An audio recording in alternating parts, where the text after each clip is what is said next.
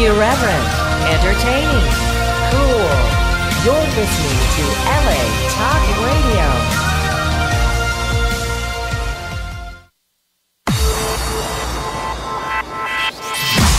You're listening to Reza Riffs with Keith Reza and Alan Lee, right here on LA Talk Radio.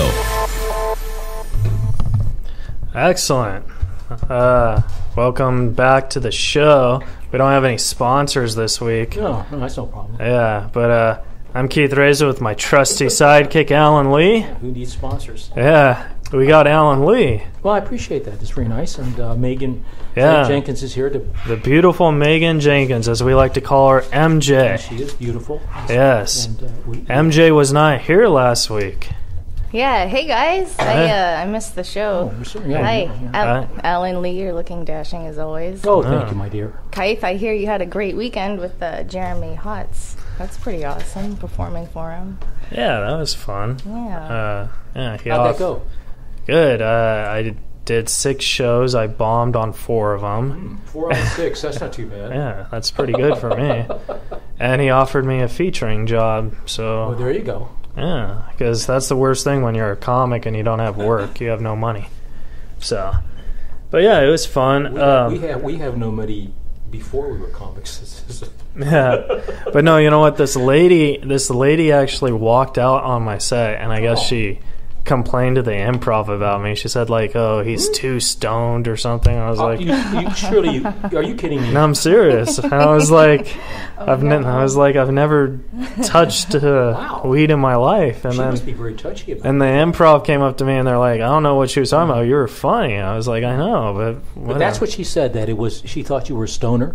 Yeah, she said I was too stoned and drunk and all that stuff. Wow. And you know, like me. But like, Alan, there's something I really wanted to talk to you about because I was watching the news today and they caught Mike Frisbee today. Did you hear that? The criminal. Yeah, the criminal. So I'm thinking we should tell Bobby about Mike Frisbee.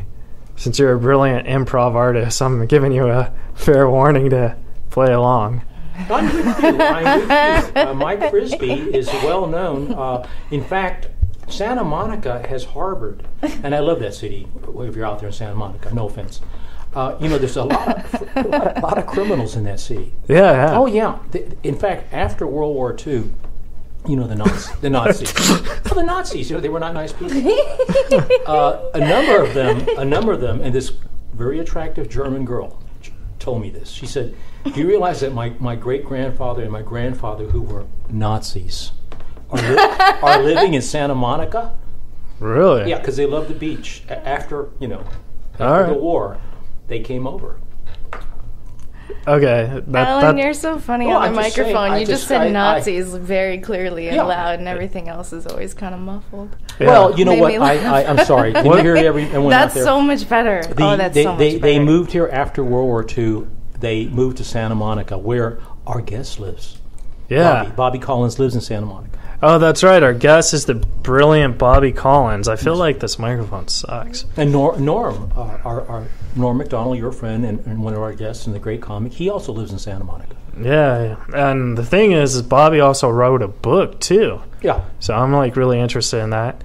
And, but the Nazi thing confused me, because what does that have to do with Mike Frisbee? Well, as you know, they're not nice people, the Nazis. Oh, right. And maybe I was kind of trying to make that point, is that I just got a tweet. They all are in Santa Monica with Frisbee. I just got a tweet. You want to hear what the tweet says? Please. So badly. Okay, it says, tell Alan not to talk during the Mike Frisbee. Is that from Ron? That sounds like Ron. Why not? I want this Frisbee thing to go. It doesn't make any sense. Not me. Yeah, like unless it's like a joke. Like no one's gonna. Oh no, people are just gonna be like, what? Yeah, well, she's got a point. Yeah. See I have a good point. Thank you. We're like what are those trapeze artists in? I've always thought that. Also, and there's no net. Yeah. We just go. Yes. I kind of no net. I kind of wish Megan was here last week because I got a lot of Facebook and Twitter hate because apparently I made Lana Turner cry. I was like, I wanted what? to ask Megan if she had listened to Yeah, it. did you listen to the... I did. I heard would you it, and please tell us? I was actually very proud of you guys because I was proud of the fact that you addressed and noticed the creepiness that could possibly happen, and you didn't give that off at all. I thought, and I was very impressed. We were just being very it was supportive of it was her. great, and I thought it was a great interview. I mean, she I don't know came how out- she felt about it, I- but I mean, it was amazing to listen to because it was very real. Yeah. And she seems very cool. I like that. And it's definitely a good thing she wasn't in studio because she is very pretty, and that she's you would have been, attractive. Very attractive. Well, my point wasn't to make her cry. No, but that I don't just think you happened. did. It doesn't come off like that, and we were No. supportive of her problem. We weren't like making fun or anything. Yeah. No, we were not doing you that. guys We were did just great. talking. I thought it She was- said- actually, it was. I think it was a bit of a catharsis. I thought it was interesting because, like, on the news and stuff, it says she filed for divorce with Ralphie, but then she told us that Ralphie did. So that's like... We don't need to. This is other Yeah. people's lives. I this think, is you know, we it's don't her- know it's- anything. I mean, I think she I just came- thought that was interesting that Yeah. came out on. So, all right, guys. Today's guest, we have Bobby Collins, and Bobby's a great comedian. But I'm gonna let Alan do his intro since he's your hero. Well, And, thank you. How many times have you seen Bobby Collins live? I would say probably about 3 or 4 times. I'm not saying I was stalking him. Yeah. Have Have you ever met him? No, that's why this is somewhat of a thrill for me. All right. Well, let's talk to Bobby Collins, guys. You got your questions? I'm ready to go. All right. You ready, Megan? I'm ready. All right. Let's see if we can make Bobby cry. Jesus. Wow, dude, that's a little mean humor from our host, hold Keith on. Reza. Okay. Excellent. It's ringing. Hello, Bobby. Hey, Oh my Best God! answer I've ever heard. Hello. Hello, Bobby. hey, Bobby. It's Keith Reza and Wow, the that's crew, it. man. I can tell from his Hey, voice. look at you guys. It's a shame that we're sharing the planet with Yeah. so many different types of people. We now, need the isn't it? bleach. We need the chlorine. See, I know his. Whoa. Right. Alan, you're I know his. great. I know his bits. The gene pool could use some chlorine. How you guys doing? Great. So happy to comfortable. have you. I mean, he's a New York comic, and he lives in, L.A., New York, and he bothered to stop by. You mean bothered for us to call him? Well, he bothered to answer. Yeah. Thank you, Bobby. Right. You're very welcome. Well, Matter Bobby. of fact, I'm presently in Massachusetts. Oh, there you go. Oh, that's my favorite state. That's a good. It's very. It's good. They're nice people. Good Very people. nice. A little chlorine bleach there too. And it's There you- 10 o'clock out there, right?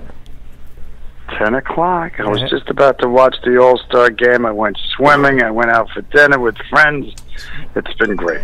It's just great. Fantastic. Because when Bobby and I were texting, he said, text me at 5:45. I was like, okay. And then I got confused with the whole Eastern time thing on the email. So I was like, wait, the show's at 7:45 and not 80. Well, So we're Californians. We don't know stuff like that. Yes, we do. We Yeah. do. I know. It was a little difficult. I was like, should we get a blackboard and some chalk and write this down? I said, Keith, you're a good man, but don't. No. This is going awesome. so Bobby, my trusty sidekick Alan Lee here, he's one of your biggest fans. He told me he's seen you at the Ice House several times, and he was so thrilled that we got you. So Is this a clean show? It is. No. No, it's not. yeah, you could say whatever you want, pal. Oh, okay. The Ice House. I kid him because it's like a shithole, but we tease him about It it. is actually. I agree. No, they're good to me. I enjoy when I'm home in California. I have a home in New York too, but when I'm home in California, I run to the Hermosa Comedy Magic Club, Oh, that's the nice. Ice House. Beautiful. Stop in and do if I have to work on some material. In New York, I just run down because I live in the Village. I run down to a place called the Comedy Cellar, The Cellar. and just jump on stage That's and good. just work out. The Cellar is like the best venue in New York because it's always packed and it's never closed, right? Right, but it's a shithole. You know what I mean? It seats like 110 people, and it's basically in a cellar. Yeah. Tiny restrooms. How's that? What? I said they're tiny restrooms. The restrooms are small. I remember. He said tiny. Thank you. I know. And if you're a large man, no, I'm. And he is. He's a tall Billy. man. He's a tall man. So Bobby, we get questions from the Twitterverse. Do you like answering questions from the Twitterverse? Believe me, I don't know what the Twitterverse is. I'm old school. Oh well, but ask away. All right. Well, the Twitterverse is like it's kind of like Facebook, but it's called Twitter. I don't know. Okay. So we got a few questions. Question number 1. Bobby, how come you do not have a Twitter? I think that's all right. Next question. Yeah. Well, I do of recent because somebody asked me because I went for a meeting and they asked me to be a co-host on a show, and then one young guy there, 25 at the meeting, said, "How many Twitter followers do you have?" And I remind him again. The cream rises to the top and shit floats for a while and it sinks. I go with quality. And the guy shut up real quick. There you go. Yeah. That's true. In other words, look what's on television nowadays. And if this is based on how many Twitter followers you have, I'd rather not have much because the quality of what you're watching on television is somewhat ridiculous. Don't you think so? Yeah, I totally agree. Especially if other countries in the world are looking at us like we're the housewives of America and Donald Trump is the mean girl. There you go. Well, they're the ones who keep looking, so we're doing something right. Well, other countries can't get enough of our shit, right? Well, we imitate a lot of their shows, too. So it's all what goes around comes around. I think it's funny. Yeah. Right. When you have 58% of the population of our country not very educated, that's scary. It's scary. But I'll say one thing, Bobby. What's your favorite Japanese comic? I mean, I don't have any foreign comics. Do you, Keith? It's so specific. No. Yeah. Why does it have to be Japanese? Well, I pick a country, Brazil. We can go through the whole UN. Well, all the comics are here. A minute ago, you were talking about Germany. Well, Germany. That's a country. My point being is how many German comics do you tune in a week or a month? Very few. Me? No. I meant that in a general way. Right. Again, every comic in other countries want to come to the United States. Yeah. See? Keep that in mind. There you go. And we only have 4 which clubs. is kind of scary.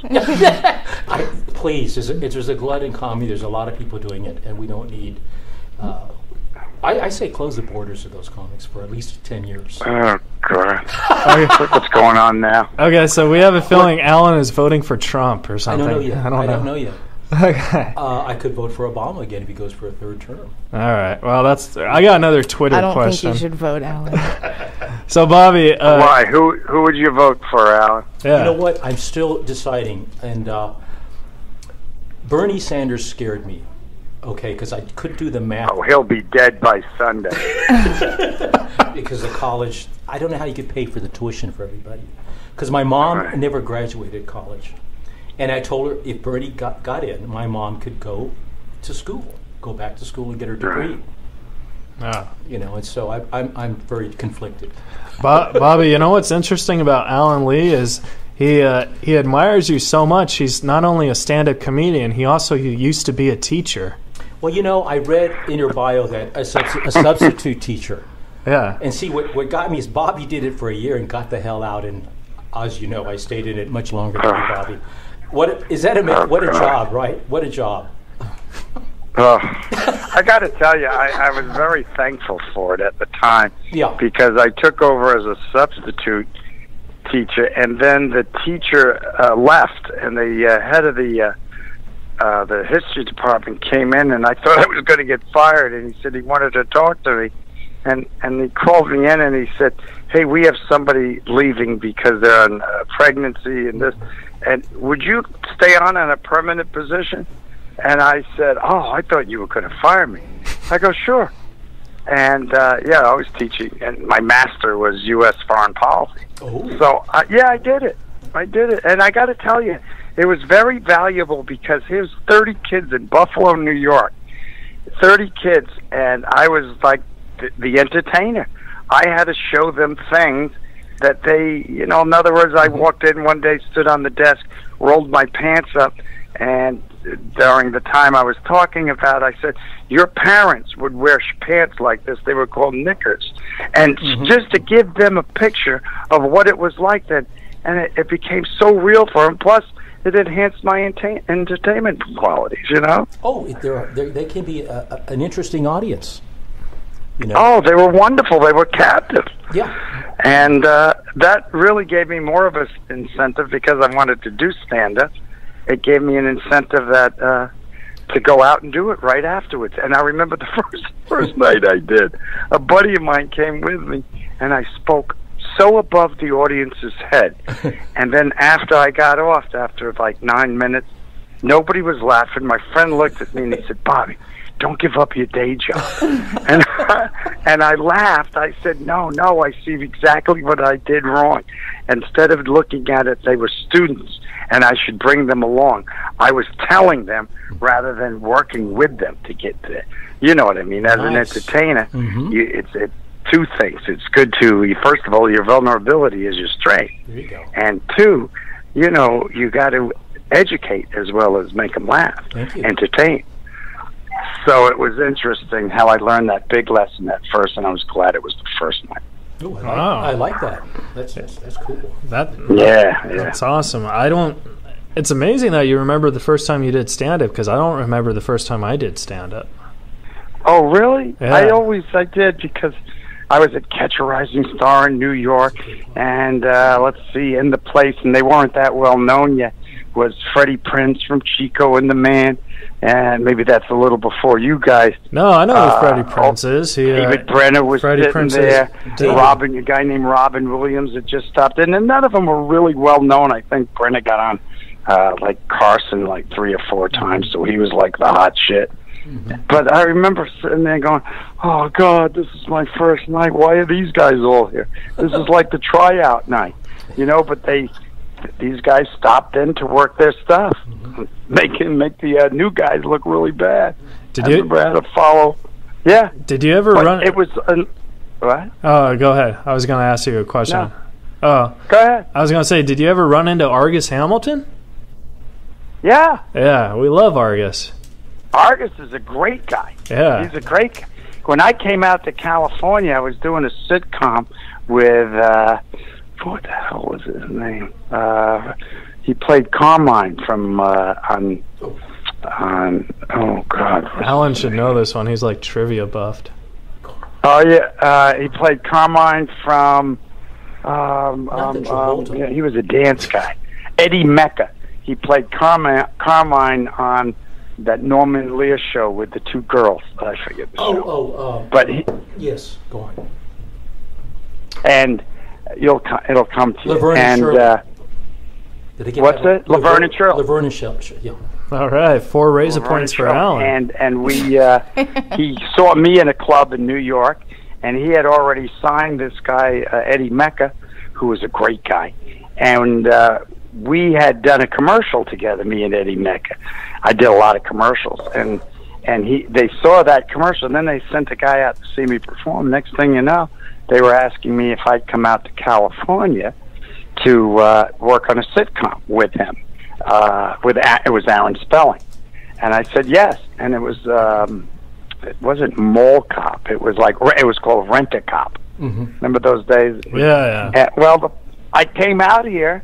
I came out here. I came out to California, and I had no place to do my stand-up. And I ended up going up to the Comedy Store as well as the Improv. And I met Argus, and he was a great guy. And he was friendly, and he was helpful, and he knew how to cut through the crap of the comics up there, and he was just a solid guy. Yeah. we had Arias on a couple months ago, and he'd tell us a story, and then what would he finish each story with? He'd be like, "We're not running with wolves or something." I was like, well, "Is that right?" Yeah. So I was just. Well, he's got his own. Does he have a column or something in radio L.A. or? Yeah, he writes way too many jokes, man. I see him on Facebook with all the jokes. Too many. Yeah. He writes like 70 a day. Some guys can really do that. I worked with a guy the other night, and where was it? In Cleveland, 3 nights ago, Saturday night. And he wrote a book, and he used to write for the Seinfeld show, and Mark Lackey or something. I was going to say, was it Fred Stoller? No, I know Fred. I knew Fred from New York days. Because Fred wrote a Fred book. will tell you a famous story of that. When I was there that night, you know how he used to do his act? Some psychiatrist that was in the audience came over, gave Fred his card, and he said, "Listen, you really need to seriously talk to somebody, and I can work with you." And I remember he at first was insulted that somebody, but we were crying. We were like, "Oh, tell me you're not having a party in your head. You didn't invite anybody." That's how we looked at you. That sounds just like Fred. Oh, that's funny. Yeah. That's funny. Do you see Fred? Yeah. He was on our show. He's been on the show, and I've worked with him several times. I open up for Norm, and right now he's Norm's feature, so I work with Fred a lot. Oh, really? Yeah. He always, my favorite joke of Fred Stoller is he's like, so I met this girl, and I said, "Hey, you want to go back to my place?" And she's like, "You're not going to kill me, are you?" Right. That goes along with it. And he looks like that type. If he lingered with you too long, you'd say, "Nah, this guy's too weird." And then he's like, "I may kill you, I may not." I don't know. But man, maybe I shouldn't have told you that shrink story, but I'm surprised he wouldn't tell you that. He was oh my God, he was so upset about it. No, if it makes you feel any better, I don't really talk to him that much. I just say, "Hi, Fred. What do you want me to bring you up to?" Right. Because right. I have Asperger's, so it's very hard for me to talk to people like Fred because I'm pretty sure he has Asperger's as well. Like he's just very right. Dueling Asperger's. Right. Yeah, so it's like when you have awkward. Two handicaps coming together, it's not going to make one positive straight thing. It's going to go in different directions. No, it's not like the math plus the. Well, exactly, because like sometimes like I don't know, like if I'll say something, it'll like offend him or something. So like I just got to the point where I just won't talk to him anymore. It's tough. Right. It's easier just to bow out with those type of people. Yeah, but I always liked Fred. I haven't seen him in a good 20 years. Yeah, I love Fred, man. He's awesome. Yeah, he was always a character. I just like characters. Comics paint colors. Yeah. Thank God, because God, I look around at the people now that I grew up with, and they went their ways, and they're business people, very successful, a lot of them, but a lot of them lost their soul. A lot of them, they're just getting older, and there's no zest in their life, or you could tell they're missing something in their eyes, and then they look at you, and you go, "You just been laughing and having a ball." Yeah. Yes, I have. Thank you very much. See, that's why great. Yeah. I love hearing that. Very few people state that. Yeah. And the zest. Yeah. The zest is gone. The carbonation is not in the soda. Right, and you can see it in their eyes.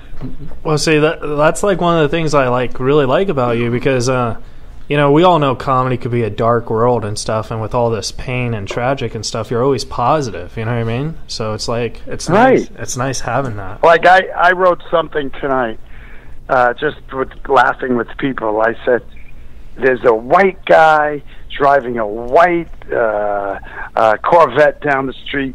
That's what is it called? A white people power. What is that? White power? What's going on? That's White Lives Matter. White Lives Matter. Right. Then you see a black guy in a black Lincoln, and his car's all pumped up. The music's loud. That's Black Lives Matter. Then you see a Puerto Rican in a souped up Camaro, and you go, "That's a stolen car." You just make fun of what you're seeing, and from your point of view, I grew up in New York, so you know that. That's stolen. Oh, that's funny.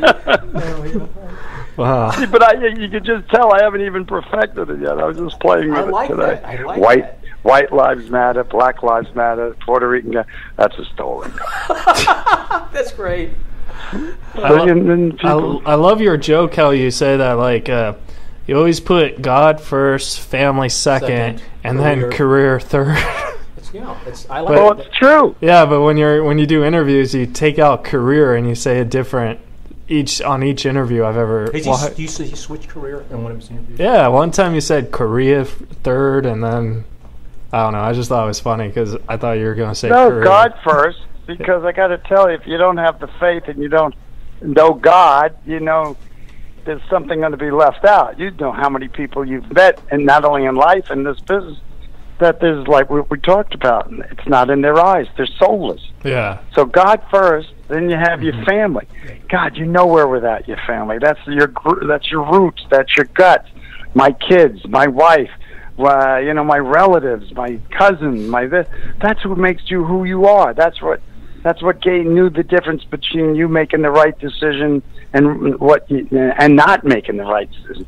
The taking the turn and not taking the right turn. And then your career. Many times I've put my career in front of my family and God, and I always had to get back on where I got off. Yeah. So God first, family second, career third.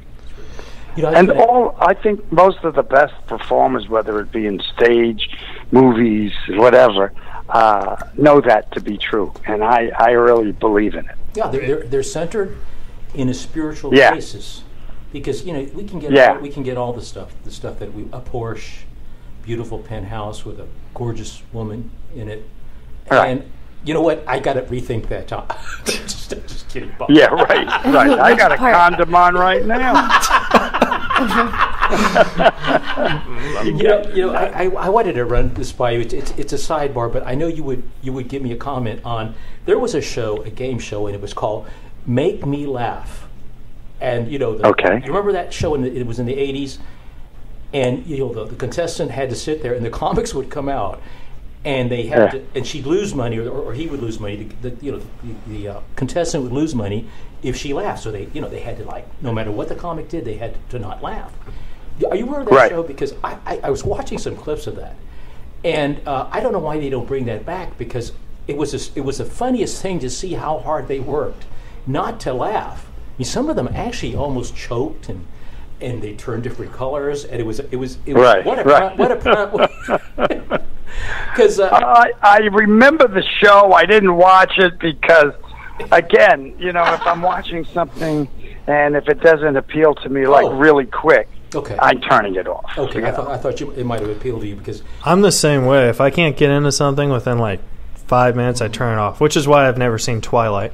And Twilight. I didn't. I'm not a Twilight. Megan, are you a Twilight fan? No, I don't like that. So the four of us are not. Hey, so Bobby, is Bob Hope really your favorite comedian? No, when I was little, I came from Queens, New York, and it was a real poor. Matter of fact, real poor. We were poor. Poor people used to come over our house just to feel better about themselves. But we were just poor, and my mother and father, my father traveled 3 hours a day traveling in and out of Manhattan to work. My mother was a waitress, and we kids just took care of ourselves, basically, and we knew how to. But I remember the only thing that made them laugh was like the Red Skelton show at 8:30 on Tuesday nights. And one day I just got up, a little kid. I said to my mother when she was peeling potatoes, because my father liked French fries, I said to her, "Hey, Ma, just curious, why'd you name me Bobby?" When you're asking these questions of your pet. And my mother, without a beat, she just didn't even look up. She goes, "Your father really liked Bob Hope." And then I went, "Ma, there's a part of me that wants to become a stand-up comedian." And she just went, "That's good. That's nice." And just kept peeling the potatoes. Wow. So there's a real incentive for a parent to push you. Well, it's cool because like my family is very, very, very poor, but I'm very, very rich in character. There you go. Yeah. Good boy. Yeah, see, that's a positive spin on things, right? Yeah, that's good. That's really nice. Yeah. But you learn a lot when you don't have things and you're poor, and then when you grow up and you see and have things, you really know its proper place and what it really means. It doesn't mean that much. It's what's in someone's heart that means something. If your heart's in the right place, your wallet's full. Thank you. I totally agree with that. That's me too. Bobby, I saw a YouTube clip of this. This must have been early '90s where you were doing stand up, and a red-haired girl heckled you, and you said, if you were dressed in yellow, you should be a pencil. Do you? Oh because no! she had red hair. I think the guy had too. Yeah. I think he had. I think he had blonde hair. Yeah. Real blonde, and he was dressed in yellow. Yeah. Or the way he looked, and I said, something to that effect. I don't remember, but I did say so. if you had a dress on that was yellow, you'd look like a number 2 pencil. But that comment was just like so fast. It was like right on the spot. It's like a roast joke. Have you ever considered doing roasting? Like, do you do roasting? No, I've never done that. Yeah. But you learn growing up, especially in New York, when I first started, hecklers and stuff like that, you knew how to handle it. Yeah. You knew how to handle it because that was, one, your protection, and two, it's like, wait a minute, shut the hell up. I don't have that much time up here, and I'm working on stuff. I wrote stuff that I worked hard on, so I'm going to work on it. I don't need a schmuck like you just had an extra couple of drinks to screw me up. And then you had comeback lines, you know? Yeah. Stuff like that. So what was the difference like between in those days till now? Because now it seems like everyone heckles, you know what I mean? And then... No, I don't get that. Remember, I do a lot of theaters, so somebody's paying $40, $50 to come see you perform. Somebody sitting next to you is not going to let somebody scream stuff out. They're going to shut them up and get them thrown out. So you say there's a lot of heckling. I don't see that at all. But every once in a while, if it does come up, say if I stop in a club, I enjoy it because I used to be really good at sparring with an audience. Yeah. Because that's how I learned coming up. That's a skill. So growing up, was anyone else in your family like funny like you? I think my mom was. Matter of fact, I went to see her today. She's 95. But she was a pisser. She was just a pisser. We used to laugh at things. We would keep it from the other kids and my father because they'd probably be all upset at us what we were laughing at and stuff. So I kind of I kind of thought that was pretty cool, having that relationship with my mother. Oh, that's fantastic. I have the same relationship with my mom. Is that right? Yeah, she watched all the comics. I could give you a list. Everyone from Shecky Green, I mean, just all of them. I do remember Foster Brooks. He did the Drunk. The Gold Diggers with Dean Martin, and I bet you, nobody ever remembers Stanley Myron Handelman. He was on the Gold Diggers with Dean Martin. Do you remember Stanley Myron Handelman? I don't remember him. What did he do? He was a stand-up that was a guest on Dean Martin and the Gold Diggers. And Dean, in the middle of the show, would say, "Well, Stanley has dropped by," and and he would come out and do stand-up. Yeah. It's a little trivia there, but he was one. I'm sure he came out of the Borscht Belt, with Alan King. And right. The whole group, Mason. I met a lot of them coming up, from Henny Youngman to Alan King and it was pretty interesting because coming from again New York and loving our profession, I was always brought up take the best and leave the rest. So you saw things about their comedy that was like, or their person, because you can't really separate. And you'd say, too bad he has that quality, because he'd be a much better comic. Interesting. Which made him a much better person if he kind of looked at this about himself or that about himself. You know, that's growth means change. Change doesn't always mean growth. When you grow as a person, you change things and drop other things. When you see comics that are still doing the same crap they've been doing for 20 years, you go, they didn't grow much, did they?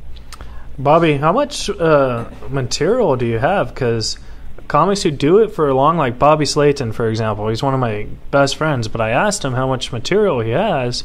He said he only has 2 or 3 hours. And I was like really shocked by that because he's been doing it for like 50 years. Well, I don't think it's so much a matter of how much material you have, it's remembering it. Yeah. I have a lot, and like I started a bit the other night in Cleveland, and I remembered, oh my God, I started to do it, and it just came, and it came so, you know, just from my inner heart, and it came out so good, and I said, damn it, I haven't done that bit in 10 years. And it just came out at the right time for the right segment, for the right feeling of the audience. You know, every audience got its personality, and you know what's going to fit that personality.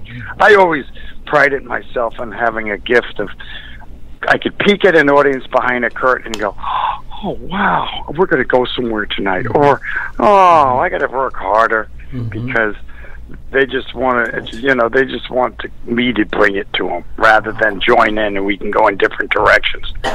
And that's okay. Or you look out and you go, oh, this is just a dumb audience.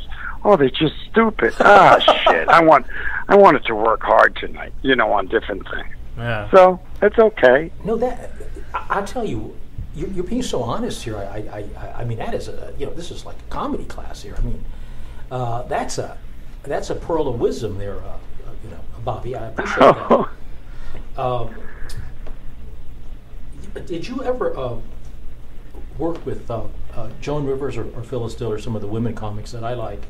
And when I watched the a documentary on Joan Rivers talking about material, she had, you know, those old catalog drawers that you get in the library when they had the like her jokes. She bought a card catalog, and not one, you know, not a whole, you know, shelf of them. Right. And then she opened it, and the cards had her bits. It blew my mind. I mean, that was, I could, you know, she could just pick out a card. Oh, this is what and look at it, you know. And anyway, we were talking about material, and obviously not everybody does that. But I found that fascinating that every comic has a way of organizing his material, and that to me, well, I'd never seen a card catalog like that. I thought that was amazing. You know. Megan has a question for you, Bobby. I Sure, do. Meg. Bobby, I'm a big fan of Cher and Dolly Parton too, and you've opened for both of them, so I'm going to be really fangirlish right now. And what are they like? I got to know. Oh, I got to be careful here. I've opened for a lot of people, and again, in just your journey as a comic, I was working in a club. I'm just giving you 3 steps back to jump 10 steps ahead. I was working in a club, and a guy came over to me, Cher's manager, and handed me his card, and he said, here, whoever your people are, have them call me tomorrow. And I said, my people? I thought my parents, you know? I didn't know. And I was young and naive, but I was just a good comic. And then I went to an agent who was interested in me or talking to me. You know, they all try to bring you along, these agents. You know, oh, yeah, let's keep talking, that crap. And when I was starting, I went to him. He goes, who gave you this card? And I told him, this guy he goes, this guy represents Cher. And he goes, yeah, if we get something out of this, I'll work with you.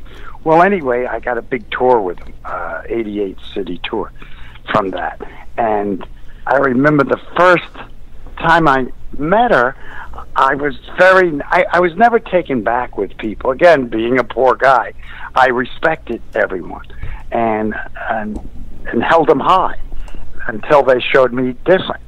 And she was just she was short. Most people think she was really tall because of Sonny.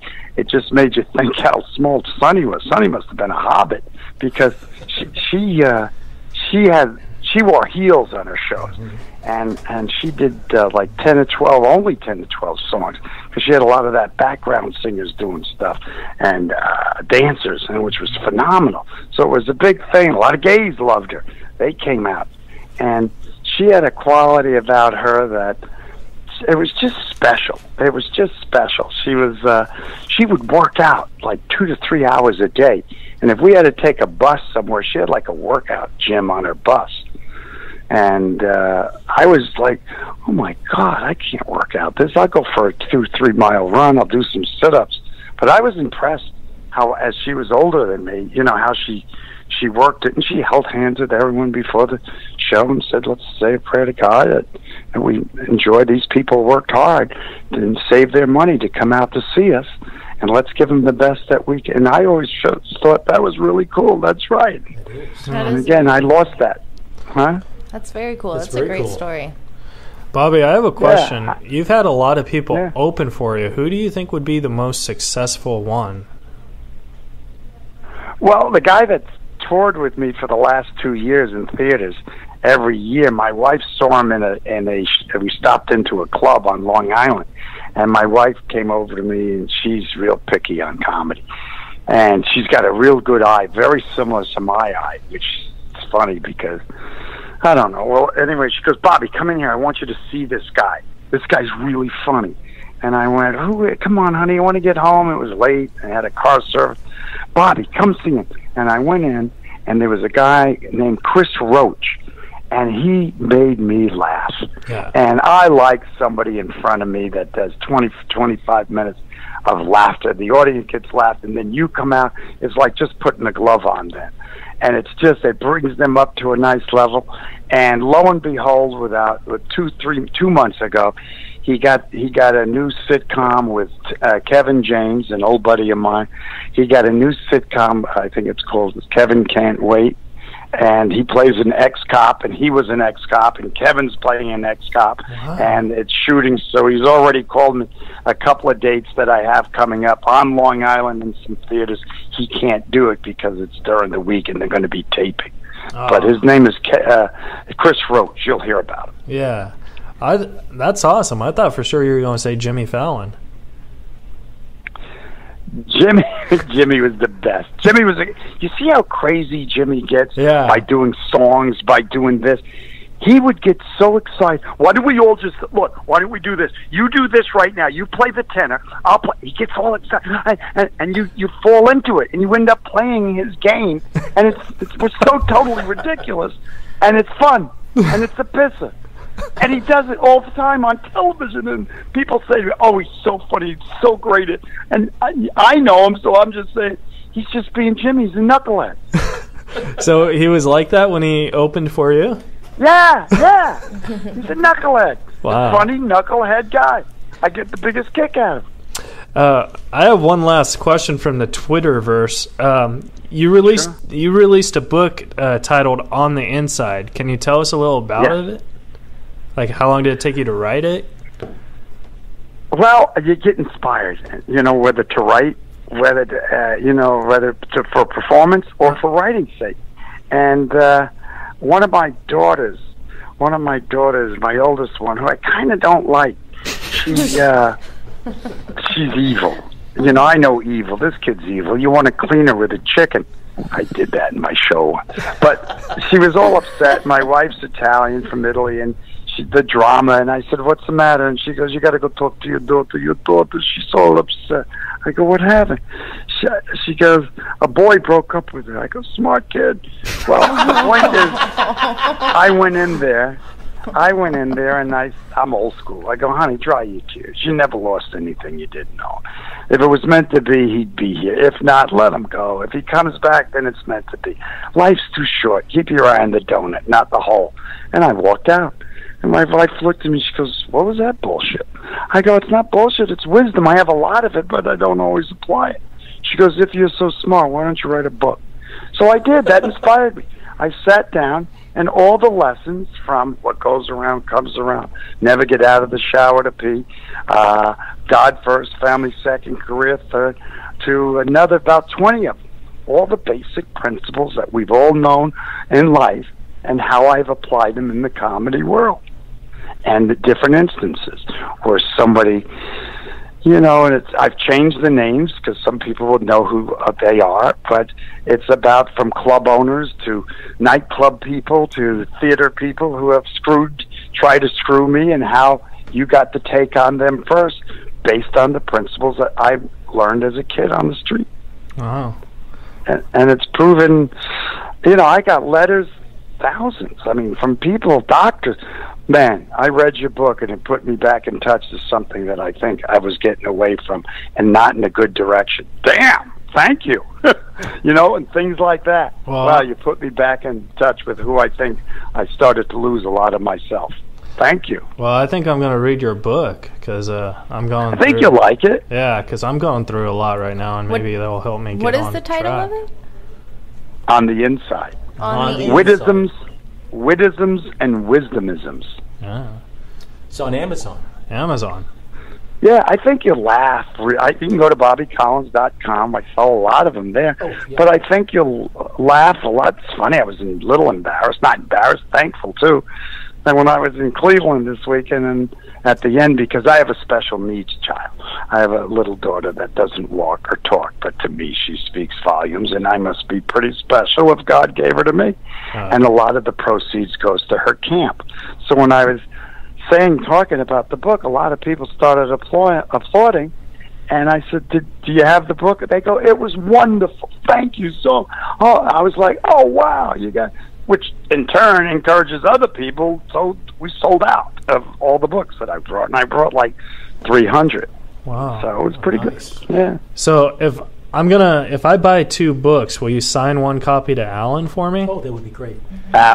Absolutely. All right. Absolutely. All right, I'll do that, man. That's your Christmas present for me. I thank you. Yeah, just be an act all Alan, surprised. he loves you, Alan. He loves you. Totally, Bobby. So, Thank you. well, That's Bobby, very lovable. we gotta go. But is there any way where people could like follow you, and or is it like a website? Sure, go to the website, BobbyCollins.com.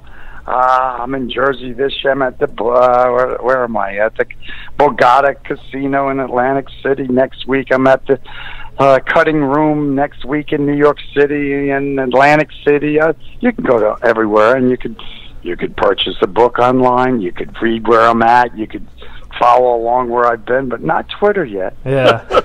Well, Alan and I are going to go to your Ice House show. That's in August. That's in Oh, August. good. Come over and say hi. Yeah, definitely. We'll laugh. We'll sit in the back and we'll talk. Oh, All right, thank that you. would be awesome, Bobby. Fantastic. All right. Well, thanks Hey, for guys, doing the nice interview, talking man. to you. All right. Super. Thanks for having me. You Thank got you. it. All right. Have a good night, pal. Bye. Bye-bye. Wow, that's great. So, Alan, That was was that a dream come true for Well, you? it certainly was the most enjoyable experience. Because that's what I do, man. I make dreams come true. You said you wanted Bobby Collins. And I got boom. Bobby Collins. You're like that Disney character. I'm like Mickey Mouse. Ariel. What? No, she got it right. Ariel? Ariel. Ariel make dreams come true? Did she? You Oh. tell me. I thought it was. I was just messing with you, Alan. I don't know I all wanted to these see if characters. you'd agree with me. You know me. I appease. No, I'm talking about Aladdin. Aladdin. Aladdin. Yeah. Aladdin. Oh, That was so a great movie. yeah, that was a great. Yeah. Did you like that? Well, regardless, I'm glad I helped you with your dream, man. Well, that's what we're here. Who do you want to support- interview we next? Support each other's dreams. Well, I tell you, that's a hard question. I can't right off the bat. Because I have an important announcement I'm gonna make on air, but I can't do You it. can't do it until what? I can't do it until I don't know. I'm gonna You're not 2 gonna do it weeks. tonight? Oh, 2 No, weeks. no, 2 no. weeks. What's it regarding? Just give us that. I can't. Okay. Well, Yeah. then. Because I know you've got a lot of things going. Yeah. Well, I'm trying to think. You know what? We should get Stephen. I just Stephen want to Wright. get all Stephen Wright. Yes. Let's get Stephen Wright. I got tickets for Stephen Wright on Saturday. I have no one to go with now. You want to come with me? Yeah. Well, it's in Orange County. Yeah. Yeah, okay. Uber it. I may Uber it. I'll get there. We'll get there. All right. I'll swing over to your place. We'll get JB, you're on call. There well- you go. We even have a fellow comic who'll pick me up. all right.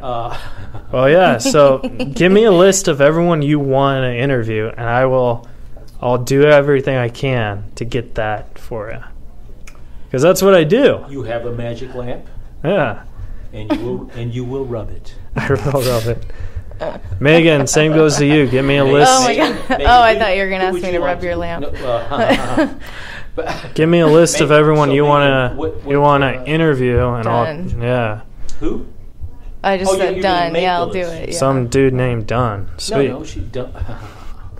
I didn't do the Mike Frisbee stuff because I think he wouldn't have thought that was funny. Yeah, After that he was was a good decision. talking. We did that with, if I recall, somebody it wasn't Stoller. No, It's right in that. Do you it remember? was Dwyer. Yeah, it was Bill Dwyer. Oh, it was Bill Dwyer. Yeah. Bill Dwyer. All right, Alan. Well, we got to wrap it up. So, anything you guys are doing this week, Megan, Alan? Well, I'm going to go see Stephen Wright. Oh, you want to be my date? Let's not get carried away. All right. And anything happening, Megan? No, but you know what, Alan? I got a comment that your voice sounds like Dr. Katz from the Dr. Katz therapist on Really? what was that Comedy Central, I think. Oh, that's so sweet of you. Yeah, it was a great show. But Yeah. someone wrote in and said that. So Oh, I had to pass that along that's so sweet. in case anyone else agrees. And a comment, her voice is a total radio voice. I agree. That's why we hired her. Yeah, Thanks, it really guys. is. So flattering. All right, guys. Well, So what do you got going? You're going to keep it a secret until? what? What am I keeping a Yeah, secret? just give You us said- I a said, hint do you what got this going? tease Anything is you wanna about, tell so us? we You know don't what to look it doesn't have forward to be. to. It can be anything you want, that or anything else. You just. Let's just say we might have to change the name to Lee Riffs. Oh, So I'll leave it at that. All right, guys. wow. Yeah. I'm Keith Reza. Give it up for my trusty sidekicks, Megan, MJ Jenkins. You have a Twitter? Yes, I do. All right. And Alan Lee, one and only. One and only. All right, guys. I'm Keith Reza, and we'll see you next time. Yeah. Yeah. Hi-ho Silver. You're listening to Reza Riffs with Keith Reza and Alan Lee, right here on LA Talk Radio.